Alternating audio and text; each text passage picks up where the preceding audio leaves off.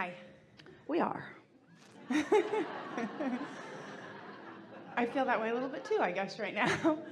Simple question, but I know that it doesn't necessarily have a simple answer.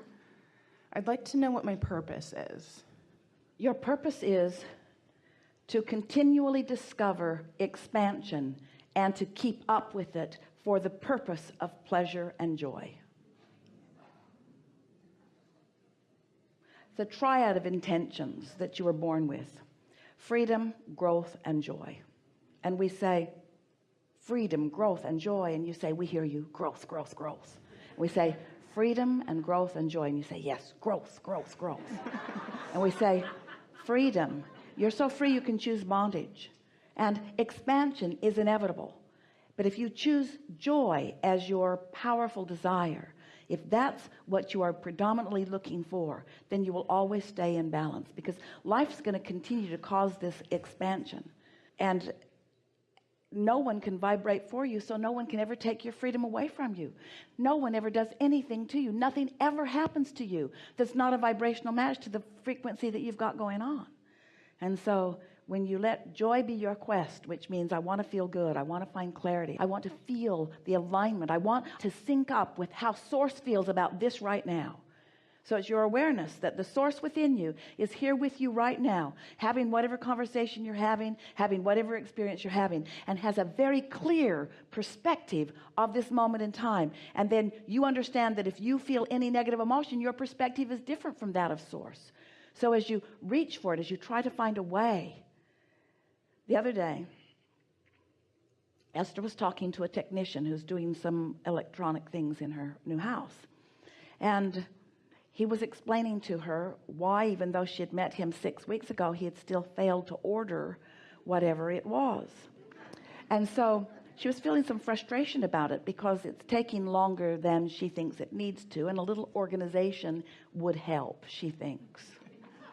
And so she said to him, I want you to make this house a higher priority. And he left, and she felt sick to her stomach. She did not like the way those words tasted in her mouth or felt in her belly. And so before she went to bed, she meditated, she came back into alignment, and she did a focus wheel on what she likes about this company. And what she focused upon was the powerful excellence that they are about. She has never seen anyone with such programming ability that with push button ease she can control a rather large place. Push buttons turn fountains on half an acre away. In other words, there's all kinds of wonderful things happening. She can push a button, and big blinds, much bigger than these curtains on 30-foot ceilings, are coming down or going up. It is precision. There's no gap in the blinds. In other words, it's really, really, really, really good work. It's really, really, really good work. And so she just wrote a note.